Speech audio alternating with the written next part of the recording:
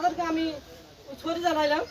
আপনারা অতি তাড়াতাড়ি আমার নারায়ণপুরে আনাইছে কুনাইছে আগে থাকবেন, 4G নেটওয়ার্ক পাবে, তারপর আপনারা যাবেন এখান থেকে। আমি আশা করি এটা নেটওয়ার্কের কারণে আপনার কি কি সমস্যা হচ্ছে এখন তো আপনি আসসালামু আলাইকুম, সবাই লাইভে যুক্ত হয়ে যাবেন।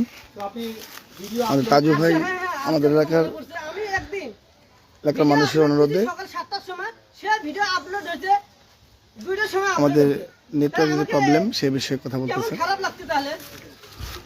এটা কোনো বিবেক বুদ্ধি পড়ছে? এটা আমার নারায়ণপুরে একটা টাওয়ার দেওয়া হয়েছে, কয়টা দরকার আনাইছে গুনাইছে লোক থাকতে হবে।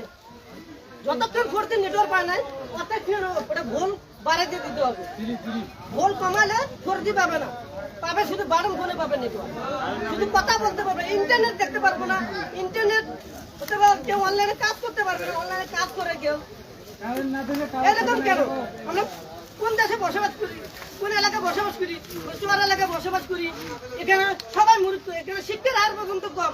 এখানে তো শিক্ষার হার হইতো, অতিরিক্ত শিক্ষার হার নাই এখানে।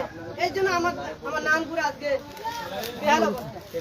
আপনাদের এলাকার যারা ছেলে মেয়ে আছে যারা পড়াশোনা করে তারা কি টেকনোলজিতে আপডেট কিনা, তারা কি এইসব বিষয় মোবাইল? আমাদের দরিদ্র এলাকা, তিনি হচ্ছে SSC লাইভ আসছেন, লাইভ আছে।